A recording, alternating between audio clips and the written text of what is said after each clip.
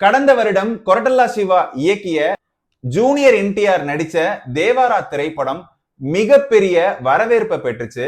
தேவாரா திரைப்படம் வெளியாகி பெரிய எதிர்பார்ப்பு நிலவி வந்த நிலையில அந்த படம் வசூல்ல மட்டும்தான் சாதனை படைச்சதே தவிர படத்துல ஒரு பெரிய எதிர்பார்ப்பு இருந்து அது தோல்வியை தான் தருவிச்சு.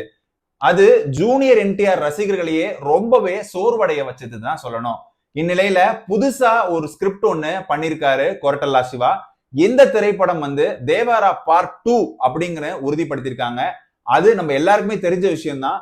அந்த தேவாரா 2ல ஒரு தமிழ் நடிகர் நடிக்க வைக்கிறதுக்கு ரொம்ப காலமா முயற்சி பண்ணிட்டு இருக்காங்க. அப்படி நீண்ட இழுபறியில இருந்தது இப்போ ஒரு கட்டத்துக்கு முடிவுக்கு வந்துருச்சுன்னு தான் சொல்றாங்க. குறிப்பா தேவாரா 2 உடைய ஸ்கிரிப்ட்ல நிறைய மாற்றங்கள் ஏற்படுத்தியிருக்காங்க. ஏன்னா இந்த நடிகர் நடிக்கணும் அப்படின்னா கண்டிப்பா ஸ்கிரிப்ட்ல ஏகப்பட்ட மாற்றம் செய்ய வேண்டிய ஒரு சூழல் வரும். ஏன்னா அவர் தமிழ் சினிமால மிகப்பெரிய ரசிகர்கள் பட்டாளத்தையே வச்சிருக்காரு. அவரு வேற யாரும் இல்ல, நம்ம எஸ்டிஆர் தான். எஸ்டிஆர் தான் ஜூனியர் என்டிஆரோட சேர்ந்து நடிக்க போறாரு.